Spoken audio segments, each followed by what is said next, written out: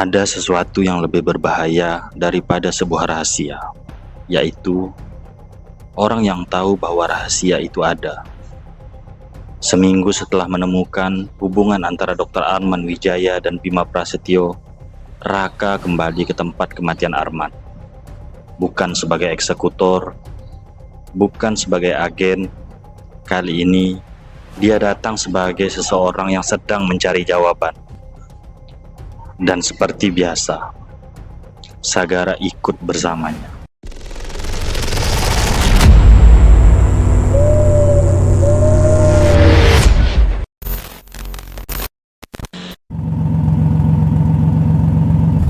Sagara mematikan mesin. Hujan turun tipis. Di depan mereka berdiri Laboratorium Bioteknologi Nasional. Tempat yang sama, tempat Arman meninggal. Raka turun dari mobil. Sagara masih duduk. Kau tidak ikut? Aku menunggu. Menunggu apa? Menunggu kau menemukan jawaban yang sebenarnya kau cari. Raka menatap. Kau tahu aku mencari apa? Kalau aku tahu, aku tidak perlu menunggu. Raka menggeleng, kemudian masuk ke dalam gedung.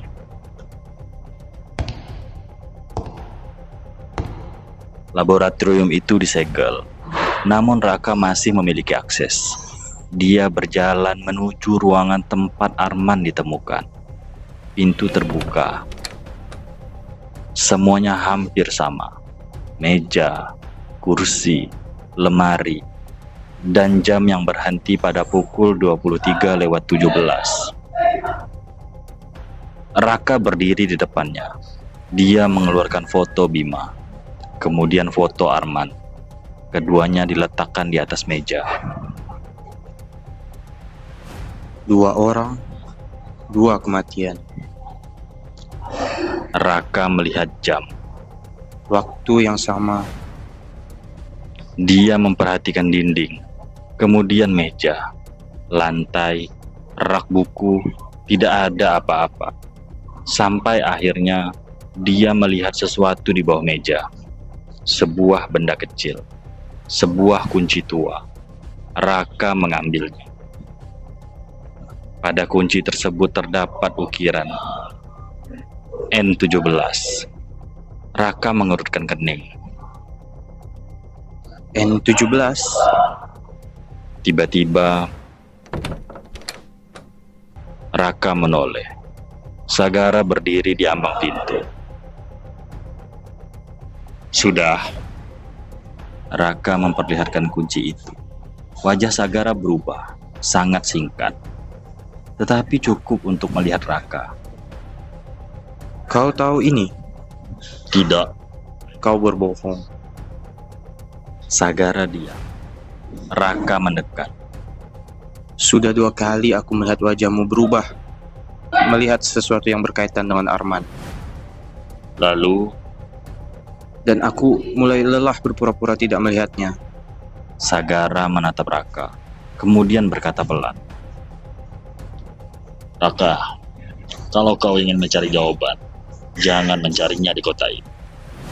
Lalu di mana? Sagara menatap kunci itu. Selatan. Malam itu, Raka tidak menemukan jawaban.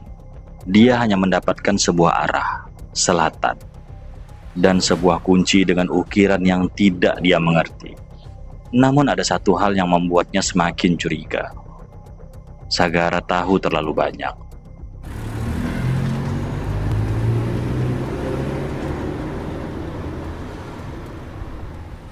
Perjalanan menuju selatan memakan waktu berjam-jam. Tidak banyak percakapan. Raka duduk di kursi depan, Sagara mengemudi. Hanya suara hujan dan mesin mobil yang terdengar. Akhirnya, Raka bertanya. Apakah kau pernah ke sana? Iya, pernah. Kapan? Dulu. Berapa lama? Sagara diam. Kenapa kau tidak pernah menceritakannya? Karena kau tidak pernah bertanya. Aku bertanya sekarang. Belum tentu kau siap mendengar jawabannya, Raka. Raka kembali menatap jalan. Itu jawaban yang selalu diberikan orang ketika mereka menyembunyikan sesuatu.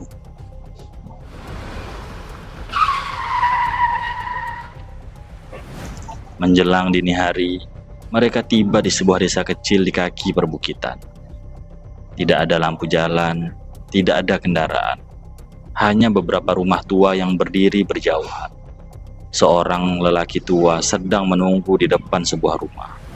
Ketika melihat Sagara, lelaki itu langsung berdiri. Mbah, Raka menoleh. Sagara turun dari mobil. Masih ingat aku? bagaimana mungkin lupa? Raka memperhatikan keduanya. Mereka jelas saling mengenal. Lelaki tua itu menatap Raka. Ini siapa? Partnerku. Lelaki tua itu kembali melihat Raka. Kemudian berkata pelan. Kalau begitu, dia akhirnya tahu. Sagara langsung menatap tajam. Tidak. Hening. Raka mendengar jawaban itu. Tahu apa? Sagara tidak menjawab. Lelaki tua itu terlihat gugup. Raka, kita bicara di dalam. Rumah itu sederhana. Tidak ada sesuatu yang terlihat aneh. Namun, di dinding terdapat beberapa foto lama. Raka berjalan melewati foto-foto tersebut, kemudian berhenti.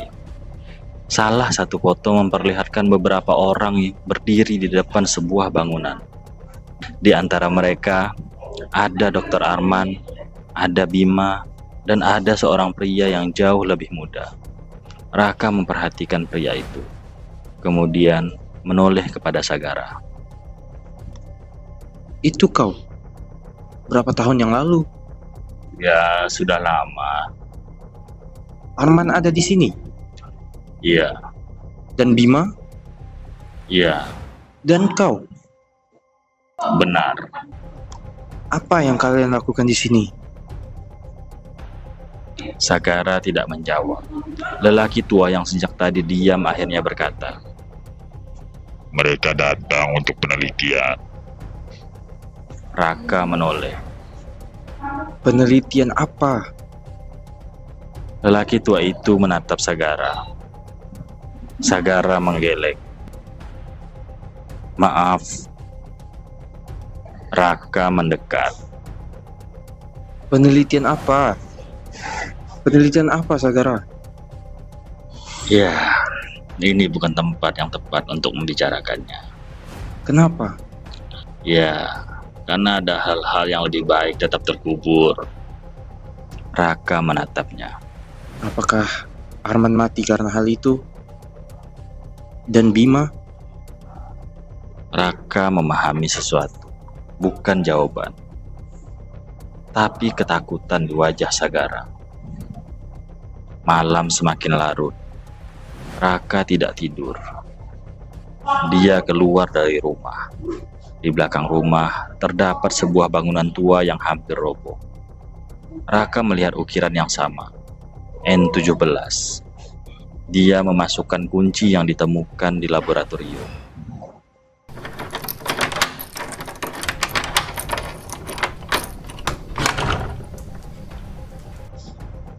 Pintu terbuka. Di dalam hanya ada sebuah ruangan kosong. Namun di dinding terdapat banyak garis dan simbol yang sudah hampir hilang. Raka menyalakan senter. Di salah satu sisi dinding terdapat tulisan 23/17. Di bawahnya terdapat tulisan, mereka yang kembali tidak selalu sama. Raka terdiam. Tiba-tiba terdengar suara langkah. Raka berbalik. Sagara berdiri di pintu. Aku sudah bilang, jangan masuk. Sekarang aku punya alasan. Tidak semua yang kau temukan harus kau pahami. Arman, Bima, 23/17. Dan kau. Hening. Semua ini berhubungan dengan apa? Sagara menatap Raka lama. kemudian berkata, "Baiklah, dulu aku membantu mereka. Dalam sebuah penelitian? Ya, Penelitian apa? Sagara menghela napas. Aku tidak tahu harus menyebutnya apa, Kenapa? karena sebagian dari mereka menyebutnya ilmu. Sebagian lainnya menyebutnya sesuatu yang tidak seharusnya disentuh. Dan kau menyebutnya sebagai apa? Kesalahan." Raka ingin bertanya lebih banyak, namun suara kendaraan terdengar dari kejauhan. Sagara langsung berubah serius. "Raka, kita pergi. Ada apa? Sekarang." Siapa mereka? Sagara tidak menjawab. Dia hanya mengambil foto lama dari tangan Raka. "Jangan bawa ini, Kenapa, Sagara? karena kalau mereka melihat foto ini bersamamu, Apa? mereka akan tahu kau sudah mulai mencari."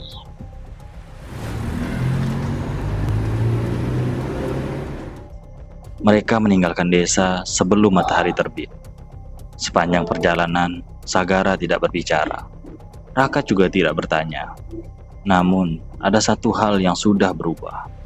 Untuk pertama kalinya, Raka tidak lagi melihat Sagara hanya sebagai partner. Ada masa lalu yang menghubungkan Sagara, Arman, dan Bima. Dan mungkin masih banyak orang lain.